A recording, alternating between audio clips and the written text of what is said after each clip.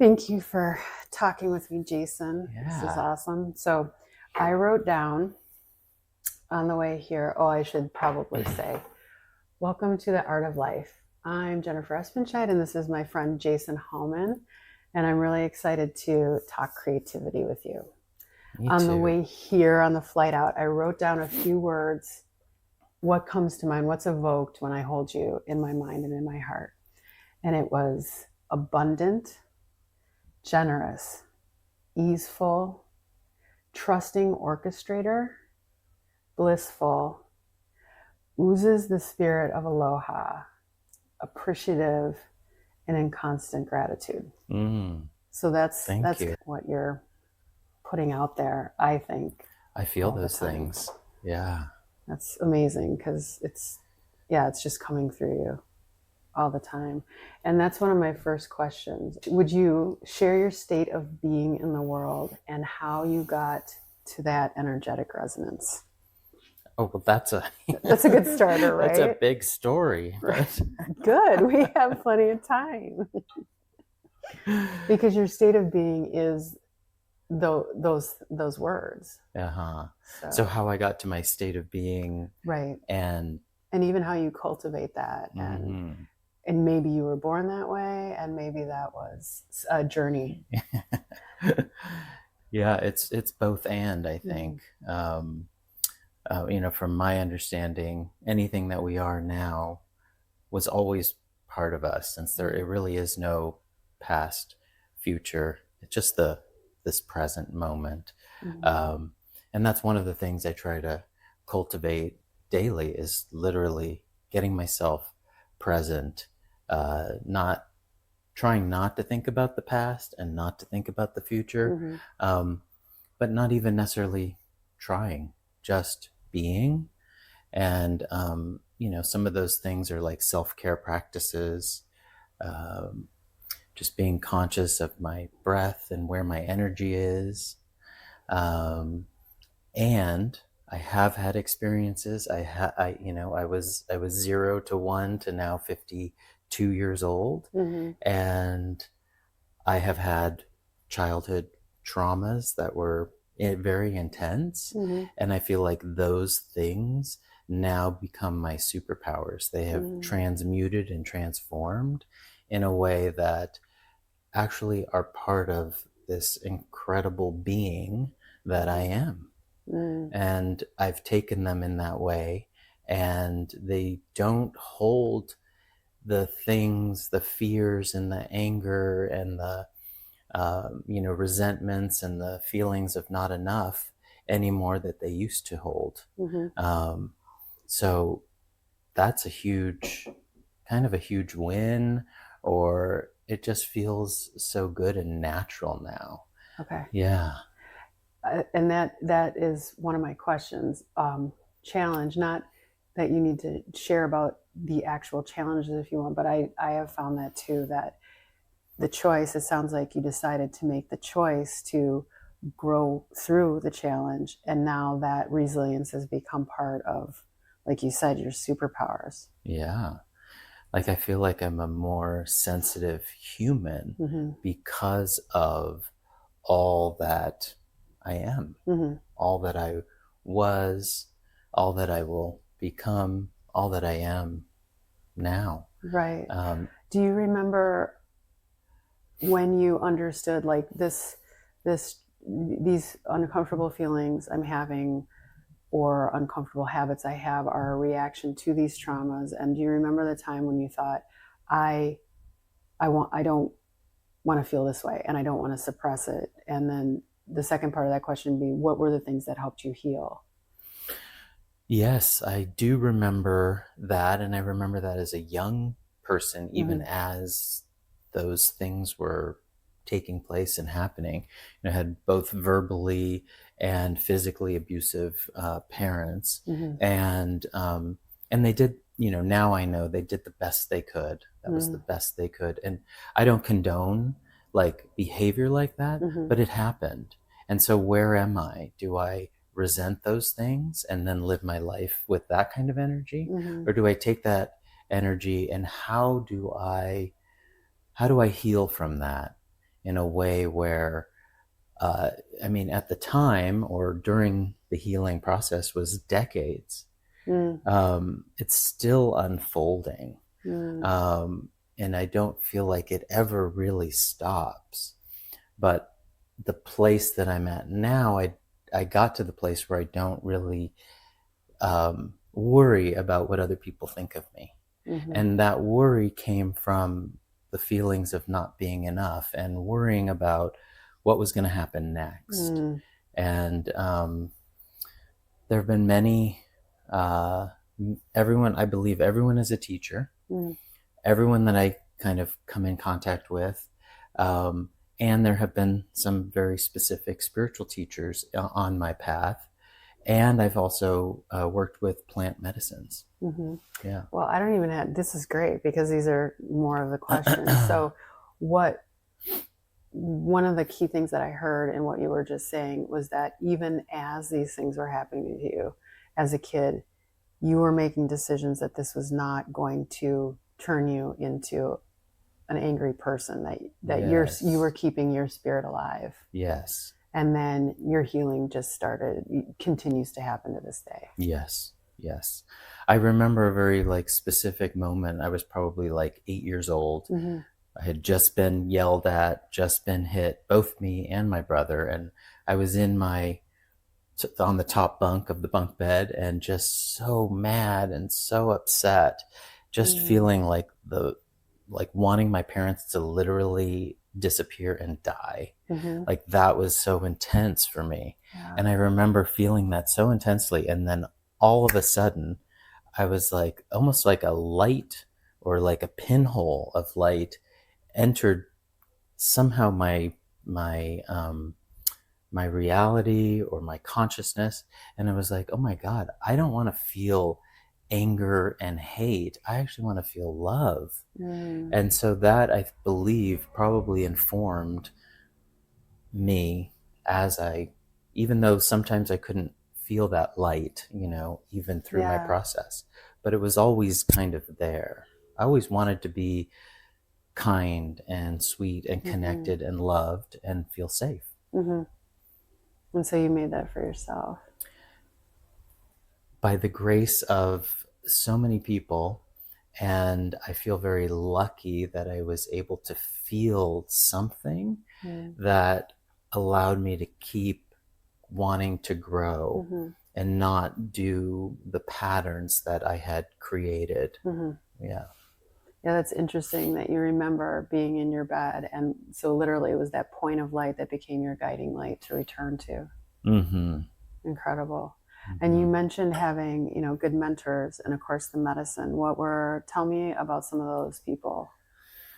Well, yeah, like I said, there's been so many friends or people that I've just come in contact with. I learn most by the doing or the talking about it rather than, a spiritual book is wonderful, but the actual experience of hearing someone's experience or relating in some way is a way that I can actually learn. Or when I'm going through something, that I'm using those things to actually do it in real time.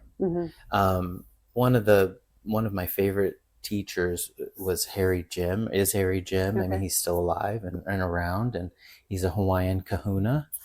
And share with us what a kahuna is. A kahuna is, from my understanding, is a Hawaiian healer. Okay. It's not something that anyone can necessarily be. I think it's like a lineage thing. It's something that is kind of passed down. Okay. But I don't believe you actually have to be Hawaiian necessarily. Okay. But there's something about that passing. There's going to be some practices. Quite a bit. Yeah. So Harry Jim, to me, connected with his healing through laughter, humor, joy. So even on his table, he would at some points have me laughing. And even in sat songs where he'd have a group of people around, he would have people laughing. But there would be... He could evoke that in people even when they were sad? All the time. Yeah, Okay. Just yeah. because he was feeling the humor, he could draw that from people. He doesn't attach to people's traumas, but he's been through those things. Yeah. So he can hold it in a way where he can, I mean, this is, I guess this is my perspective, this is Yeah. all my perspective. I'm not sure, you'd have to ask him, but Mm-hmm. it feels like he holds it in a way that's very light, allows it to be, Mm-hmm. and then here we are, at some point maybe laughing about it. Mm-hmm. Yeah, But it allowed you to kind of let that move through you.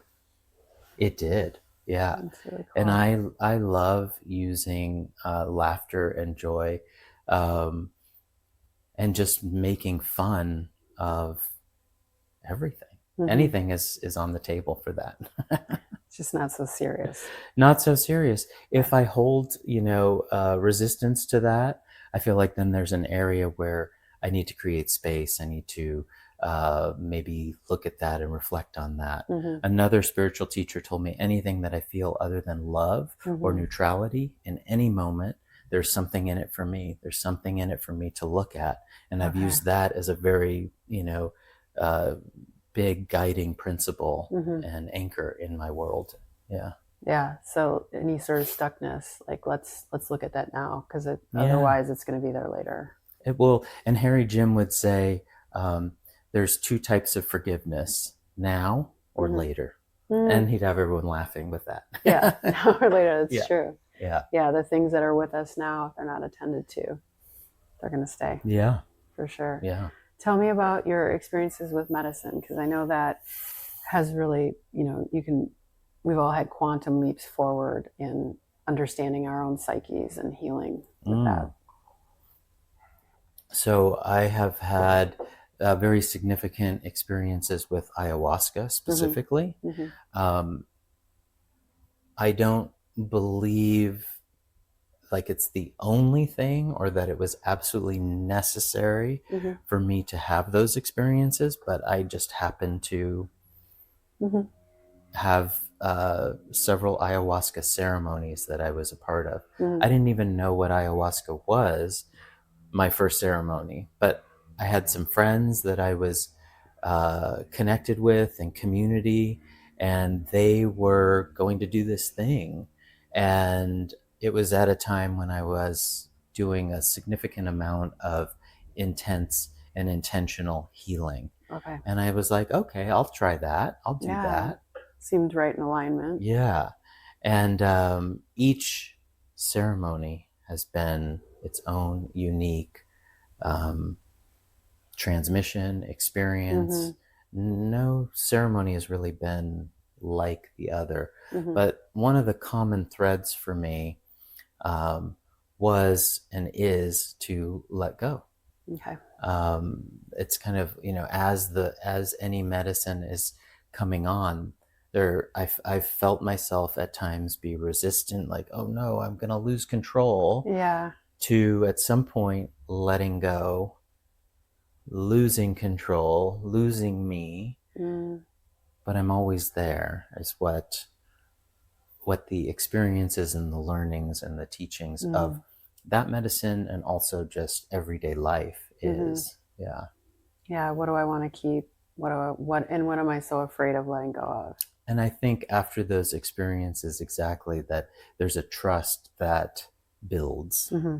And so now I can just trust myself to be kind of in most any situation or most situations that I could never be in before. Mm-hmm. and feel just completely open. Yeah. Yeah. Yeah, I find that too. If you can navigate with Aya or mushrooms or any of these things, it is sort of like a mental and it's like a sharpening of your mental and spiritual sword. And then as you navigate life, the flexibility and the strength of that is so helpful. Yeah. It's like, yeah, this is fine. So you've this is easy. You've had your ayahuasca experiences. Yeah. Yeah. I think it's an opening of our own intelligence and really helped me connect, because I believe humans are divine. We're the only animal that understands we have a spirit, a body, mind, and spirit. And I think for me, it really helped unite all the parts of me, and just really embrace our own wisdom, the trust. Yes. Yeah, it's more of because like wisdom sometimes has the connotation of, oh, now I know more. But it's almost like I know less. Yes. And I'm good with that. Yes. Yeah. Yeah, Harry Jim was very big on, I know that I don't know. And he gave me that transmission, and that is something I play with, I use all the time. All the time. I don't know. And one of my main shaman people that led the ayahuasca ceremonies, most of them that I was in, we were just chatting before the ceremony was going to start. And he said, we're going to do a lot of great work here today. And he's like, but the big and most important work is when you step out of here, when you're not in the ceremony of like having the medicine, but you're in the ceremony of life, because the ceremony never ends. Yeah. And so I really took that to heart. I was like, oh, so I step out of here, and all the new now moments, I have the opportunity to do the work in that now or later. Yeah, now or later. Yeah. Or now and later. Or now and later. Yeah. And I took all of that. Yeah. Yeah, you definitely seem to apply. And I think that that's the magic right there is, as humans, we have one foot, we can have one foot in each realm, and we choose to live in this physical plane. And so to have that magic and bring all the medicine and apply that and keep exuding and sharing those feelings really with ourselves a lot. Yeah. Because life is ceremony. Life is ceremony. Yeah. Yeah. I feel that with you. Like beautiful intention. And I mean, you create, so like you surround yourself with beauty. You have beautiful friends, if I may say so. Yes, you included. And you create beauty. And so that's one thing I'm excited to get into is your creative process. So I know, tell us the story, because although I think humans are intrinsically creative, you became an artist, painter, wall sculpture, at a certain point in life. Tell us that story of kind of what you were doing in your trajectory and then your decisions. Yeah, well, there was, kind of a significant moment in time when I had owned this vintage and new mid-century kind of more modern furniture store in Seattle. And I didn't have the awarenesses and the consciousness and the words and almost the ability to communicate and to understand what I was feeling in those times. It was all kind of kept inside. So it didn't have the expression. And so it was like year 9 or 10 of owning that store. And there was literally one day when my body was like, I can't do this anymore. I had wanted to get out of it. I had wanted to sell it, but with the business partner that I had, that wasn't happening. And so there's a lot around that I could say, but just it didn't happen. And I woke up that day and I was like, I just could not get myself to go back into that store. So I told my business partner that day, I can't do this anymore. I would never do that today because I usually just try to keep myself and whoever I'm with current on where's my body, how am I feeling, so that doesn't become a blow up or it doesn't a have big to get event. to such a point. Yeah. No, it doesn't. And but that was also a repeated pattern because I had huge blow ups and those huge things were my parents to at least even in that moment. So once I gave up the store, and I didn't even care if I had any money or any income from it. You just knew. I didn't have any money. I didn't have anything really. But I had me. Mm. And I didn't know what the next thing was. I tried, and I was struggling up into that point to find it before I left, but I didn't find it. So in that day, then there was like the next day, I decided, I was like, oh, I've never meditated before, but I'm going to sit quietly with myself and meditate. And before I was going to close my eyes to meditate, I thought to myself, I'm going to think about and feel into like how I want to live my life, the energy that I want to feel, and that I want to be able to do the thing that I do anywhere in the world. And then I like held out my hands. I was like, and I want the thing to come through me. And then I shut my eyes, and literally like in a bolt of lightning, I heard the word artist.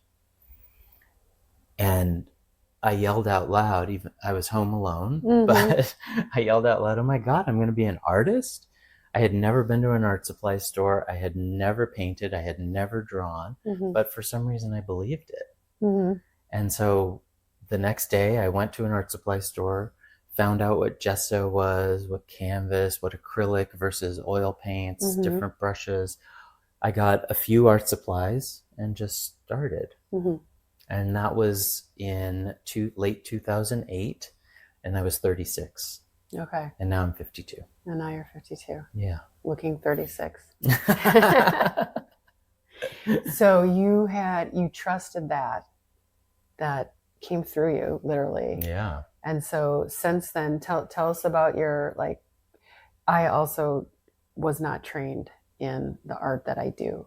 My background's was architecture. So I think it's actually a gift when you don't know what you're supposed to do and you just do what comes through you. So you brought some art supplies home, you started painting, and then what happened? Okay, so I thought I was going to paint in a very linear way, where I would have exacting lines. Almost maybe my initial thoughts were like I was going to paint these kind of cool geometric shapes. Okay. And I would tape off, the lines and try to paint very exacting. And I think I ended up doing maybe a couple or a few paintings that way. And then there was literally this moment where I'm like trying to like be so exacting that I was just like, no, I don't want to do that. And then I literally like smushed the paint on the canvas, and I was like, oh, that felt good. I was like, I want to paint like that. And so then I just said to myself, I was like, I'm going to paint how I want to feel. And so that informed, on a higher level, not necessarily the specifics of how I started to paint, but that was just a guiding principle. So it was all had to feel really good. And if it felt really good, then I could paint any way that I wanted, whether it was with a broom or a screwdriver or anything that I found that I thought would be fun to challenge myself to use as a tool to create. I love it. Yeah. Yeah. It's nice to have those guiding principles that you can return to. Yeah. Yeah. It just makes I guess that's another good question. So when it comes to priorities, because I know if everything's a priority, nothing's a priority. So how you have that guiding principle for how the art should feel flowing through you as you create. What are some other, like, how do you figure out your priorities? I know you have a lot of options in life and, a lot of great things to say yes to. So what helped you then that probably continues to help you?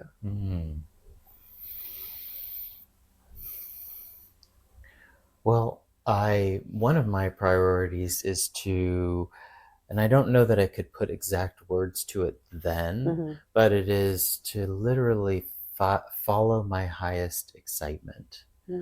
Like, what is exciting me in whatever now moment I'm in?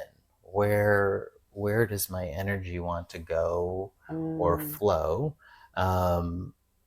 And also, I have a bit of a business mind. Mm-hmm.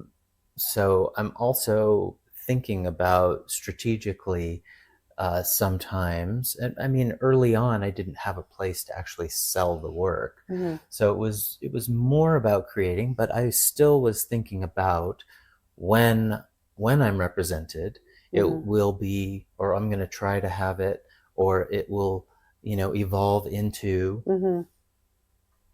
all the things, kind of, So kind of marrying those two things. yeah, Yeah, like your strategery and your like, what energy, where am what, I pulled? yeah, Okay. what is what is alive right now. Uh-huh. And I wanted to be in galleries internationally. Mm-hmm. I wanted to be in a gallery, just in Mm-hmm. a gallery. So yeah, and the other thing I wanted early on was I wanted to find that thing that artists have of like, why did you create that art? Mm-hmm. Like, what's underneath that? Mm-hmm. Like, I was creating things because I thought it was cool or interesting. Mm-hmm. And that is enough. But I also was looking for a deeper meaning. Okay. Like, I had heard some artists tell some of their stories, like we're talking about now. Mm-hmm. And I felt like then I didn't really have a story, Okay. even though, of course, I did. Mm-hmm. But I just didn't feel like I had the story. I didn't feel like I felt like I was almost a fraud because I had never painted, I had never drawn. Here I am just starting and believing that I'm going to be an artist or that I was an artist. Like, Okay. So some sort of imposter syndrome. yeah, how Yeah. do I wear that? Okay. How do I stand in that? And sometimes I could totally just do it. And Mm-hmm. other times I would be like, I don't know that I can. But Oh. mostly I believed that I could because it Yeah. kept me going. And Yeah. because that felt better, you're like, okay, I'm going to stick with that. Yeah. Yeah, I am. Yeah. I am a creator. Mm-hmm. That's incredible. Yeah. So then how did you're painting, and then how did you find representation? Because that was, you said, one of your, as part of your vision very early on, Yeah. it was to find your galleries. Yeah. So through a set of happenings and, friends, and ended up taking over their retail space. This was about 3 years later after I had started. This was just after my huge spiritual journey that involved some of the ayahuasca ceremonies. It was just this moment in time.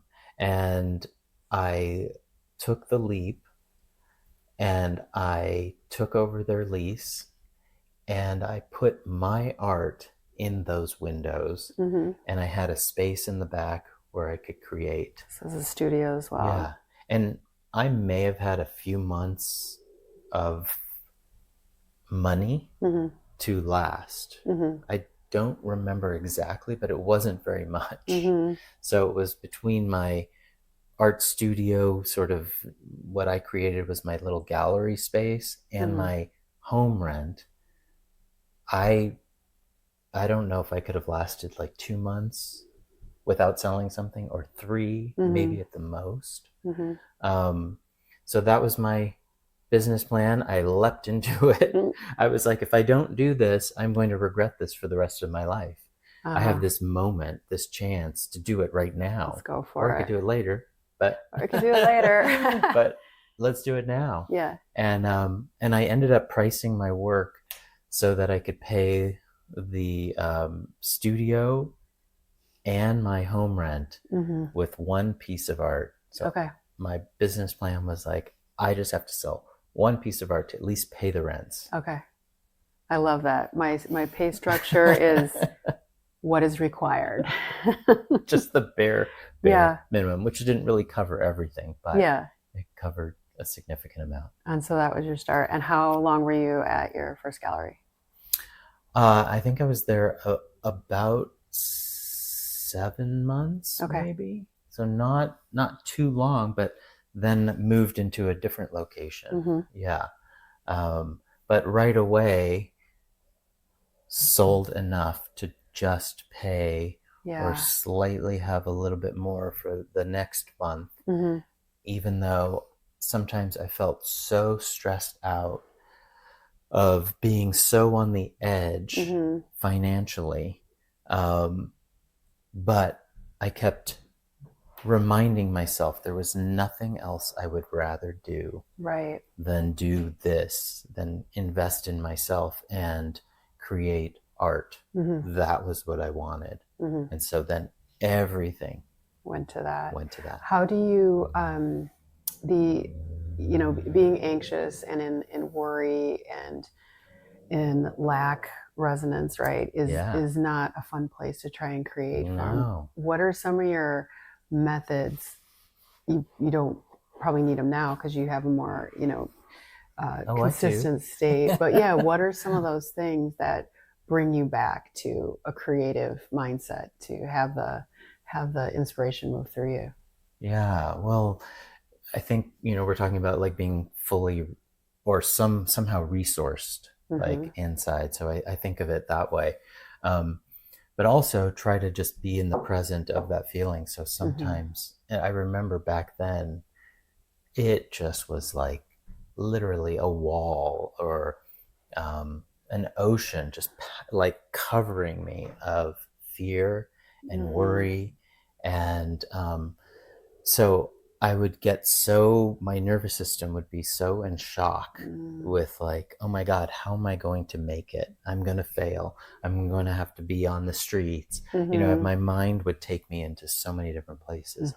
So from some of the spiritual practices I had heard and learned from, it was to really be in that, allow it rather than resist it. Yeah, not resist it. And what would make me feel comfortable and safe was like if I just allowed myself to get into bed and I would get under the covers and I would feel all those things. I wouldn't resist it and I would just let it kind of come through me. And then there'd be this moment, I just remember them so many times. I'd be like, oh, okay, I allowed that. I'm kind of ready to move on to the next moment, whatever that is. So another friend told me, just always get in the studio and create. And so I'd be like, okay, well now I'm going to go into the studio and create. Yeah. Yeah. I've thought all those things. I'm like, okay, well now we're empty. Let's see what comes through. Yeah. Okay.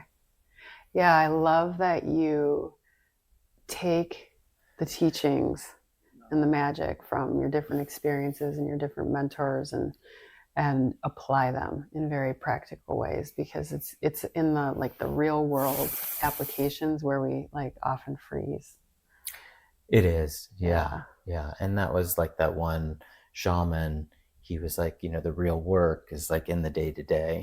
So literally there it is. So here's your challenge. Here's your homework. Yep. Yeah. Here's the work. Yep. I love it. So you were moving along that, and then you started finding representation in multiple places. So I met Steven, and Steven and I dated, and pretty quickly we ended up renting the new space and had a little gallery space, a live space, and a workspace all together. And then he was helping me create the excavations that I was doing at that time. And then at some point, he was like, I don't want to do your artwork. And I was like, oh, okay, I get that. And then at some point there was like all of this canvas and paint in the studio. We just had piles of it, actually, like folded canvas and just tons of paint, as an art studio typically might have. And so we were like, well, what can we do with this? And so we started playing with the canvas and paint, and that became Canvas on Edge. So I have two bodies of work, Excavations and Canvas on Edge. Excavations is my solo stuff, and Canvas on Edge is a collaboration with Stephen. Okay. And that wouldn't have happened without the two energies coming together and being willing to just play in that moment. We weren't setting out to create a body of work, but it created this really magical body of work. And through that, people found us. Okay. Like, we were creating these Canvas on Edge sculptures, and we would post things on our website and put things in the little tiny gallery space that we had. And little by little, we were found. The art was found. And we also did go to some art fairs, which was the hardest work I've ever done in my entire life, is bring your work to an art fair, set up your booth, and man it for those 3 days and talk to hundreds of people. And through that, and through collectors, they told their galleries about us, or a gallery found us, maybe at an art fair or online. And I've always been approached by galleries, and never have approached a gallery to, be represented. So I've been very lucky. So just being out there. Just putting myself out there. Yeah. And doing the work you love. And doing what I love. Yeah. I think that is, like, to me, even before I became an artist, like when I was 36 and I had that download, to me, doing what I love was the definition of a successful life. Yeah. And I love the way you put it before, following your highest excitement. Following my highest excitement, which I heard from a friend say those words. And I was like, that's exactly what I do. That fits so well. Yeah. Yeah. And my dad was a professional gambler. Okay. So he loved what he did. Yeah. And he was very successful at it. And so that transmission of him doing something pretty unconventional, being successful, wanting to do that until the day till he couldn't do it anymore. Like, that transmission for me was huge. That is, because it's not the 9 to 5, and it's almost that comfort. And that's another thing I like to know about people, that comfort with, it's different for different people. Some people need more certainty, and some people need more uncertainty. Right. So having that as an example growing up could be part of the reason why you're able to work through those anxious times, because your comfort level. I'm willing to gamble. Because an artist is kind of a gambler. It's a big gamble. Yeah. It is. Entrepreneur, artist. Yeah. It's a big gamble, and who knows what's going to happen next. Right. Yeah. And I could see how, that could make someone take a different path, and have the more secure kind of, but my dad was very successful at it. And I just remember him, like, there wasn't anything more that he wanted to do than go to that racetrack. Okay. That was it. That was his, like, highest joy. And he figured out how to make a living how to do that every day. Yeah. Yeah.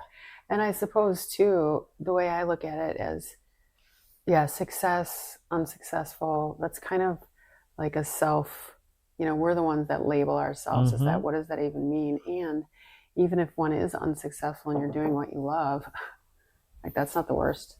Right. I think then it is, to me, that would be successful. Yeah. Yeah. So cool. Yeah. I love it.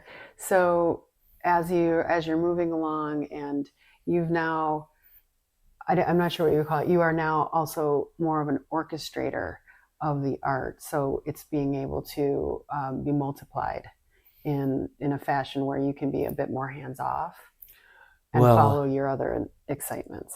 Well, there, is this place of being in many galleries around the world. So, it started hiring one assistant, and now there's like 9.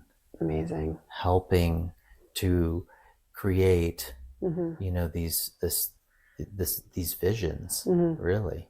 And it's pretty incredible to, you know, be in a place where this is my reality. Mm-hmm. um, I am definitely not the first artist, you know, to do this, Mm-hmm. and won't be the last. Mm-hmm. um, and you know, the team that I have, that I have, that Stephen and I have, is incredible. Mm-hmm. Like, to me, you know, creating a new paradigm working environment where Mm-hmm. people love what they do, and they are fully resourced, and they are allowed to do what they need to do in their lives, and that is also supported. So self-care Mm-hmm. and being self-resourced is our number one value, Okay. at least equal to, if not greater than, creating amazing art. Mm-hmm. So by So keeping everyone really well nourished and giving them freedom, they're going to create better art. it feels like they have better lives. Mm-hmm. Yeah. And these people came to you. You just had the vision of what you want. You needed an assistant, and then Yeah, you find each other. I mean, we've put it out there. It's been many channels, Uh-huh. you know.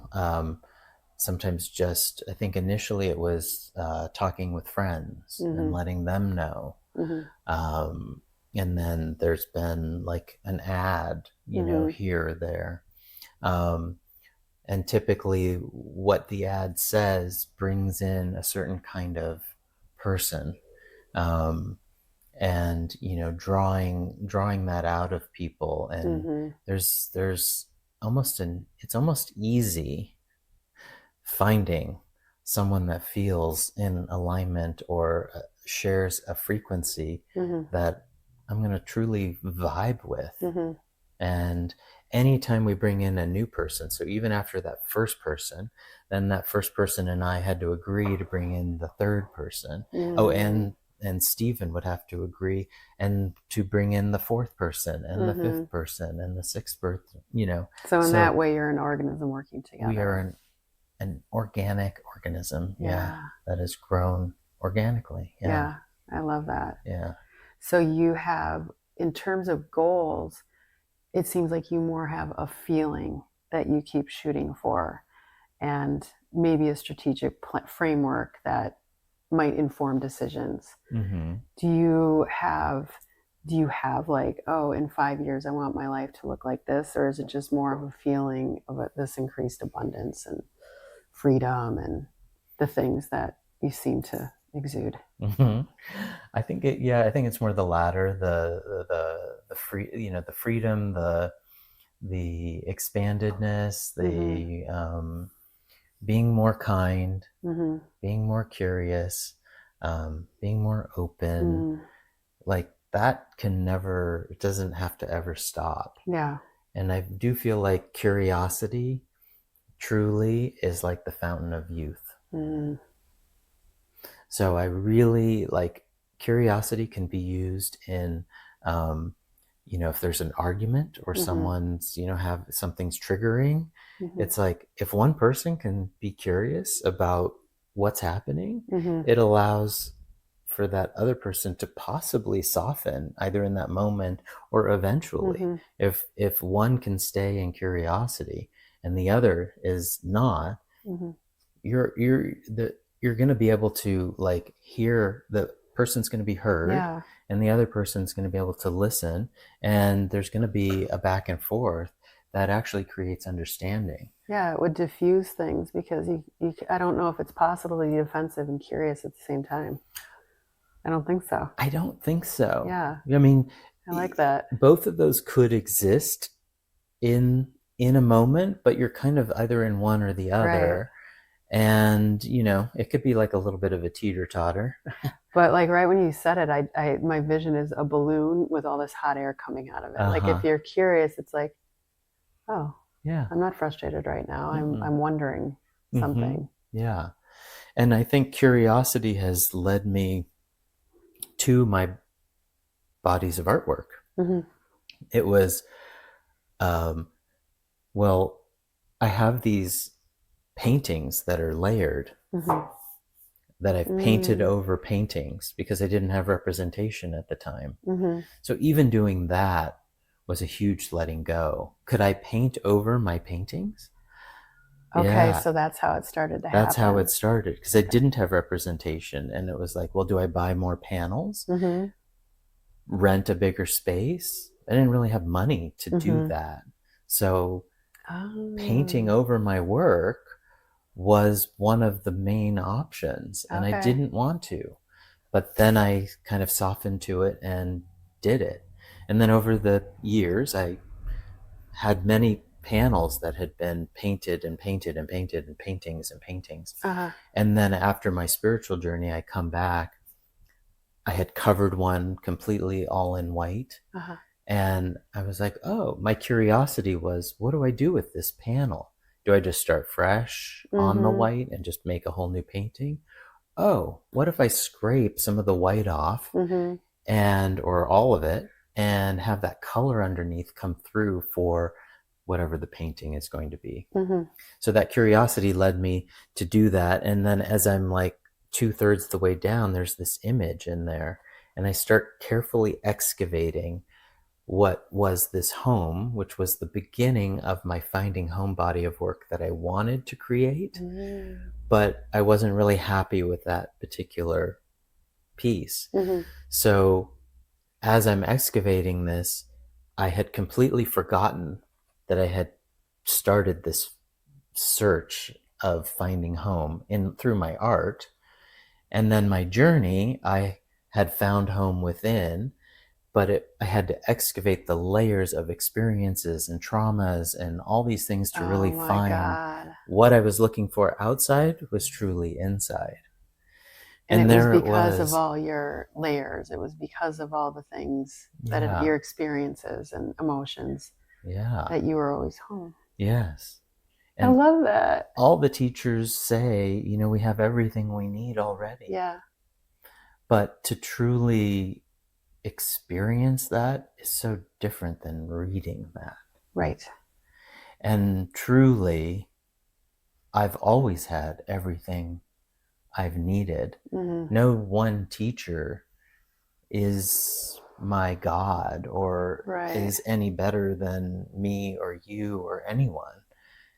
And so to really, find that space within, underneath all the stuff of society and life and all the external world, that was so incredible to excavate that painting for the first time. And I was just in tears. It was like that literally mirrored my journey. Yes. I had completely forgotten my whole life. And your source was your very source was guiding you right back to that. And you trusted it. I trusted it. That's amazing. Yeah. Home was there all along. Yeah, I do think that those, whether it's a shaman or the medicine or, the people that give you those things, they're helping you remember. They're helping us remember. All those things are just pointings. Right. It's truly for us to go investigate and be curious and do the work if that's something we want to try on. Yeah. I love, and I think I'll use that a lot more, excavation. Because I might use unpack or this or that, but excavation to me has a connotation of this might take some heavy lifting or, let's really get to the bottom of it. And it's a bit more powerful. I like it. Yeah. What are some of your other, you seem to be on a path of noticing things that work for you. What are some of the other things you love to do and bring a lot of joy to your life and keep you in the creative spirit? Yes. Well, my number one favorite thing to do is dance. I love dancing. It's so crazy in a way that I love that Mm-hmm. because I didn't when I was younger. Mm-hmm. I came to it later in life, and Okay. not necessarily like dance class or ballet, Uh-huh. or for me it's the like abstract expression of dance, of dancing with live percussion or a live DJ, Mm-hmm. or just music in my house, of course. But I really get so much from the crowd, Mm-hmm. and an ecstatic dance really was kind of the catalyst. So is that your first type of dance, is going to ecstatic dance? I mean, not exactly, Mm-hmm. but I had probably been to a bar mitzvah or a wedding, or, Uh-huh. something like that. Or maybe there was a school dance, but I couldn't, that was something someone else did. Mm-hmm. Being an artist, that was something someone else did. Right. That's not me. Mm. That's you. That's not me. Um, so to go to ecstatic dance on the Big Island, to the birthplace of where ecstatic dance actually Mm-hmm. started in the early 2000s, and for me, I went there, I think, for the first time in 2010. Okay. But to go to ecstatic dance and have no talking, no shoes or footwear, no phones or photographs, Mm-hmm. and um, and just be in the dance. So you can't talk, you can't hear people's voices, like saying words, but you can hear people yelling, Mm-hmm. like in joy, in sorrow, rolling on the floor, jumping up and down and dancing any way Yeah. that they wanted, individually. Or some people would have, contact improv, or um, that was a huge awakening. I Mm-hmm. danced more on the edges, Mm-hmm. and now, what has it been, like almost 15 years later, 14, 15 years later, I am right up front. Like, I prefer to be right up front, because then there's no one actually in front of me. Sure. I might be in front of everyone else, but Yeah. for me, I just love that kind of blank slate. Mm-hmm. And I also usually up front, it's crazy. It's Yeah. more crazy It's and kind of more like the heart of energy. it. Yeah. Yeah.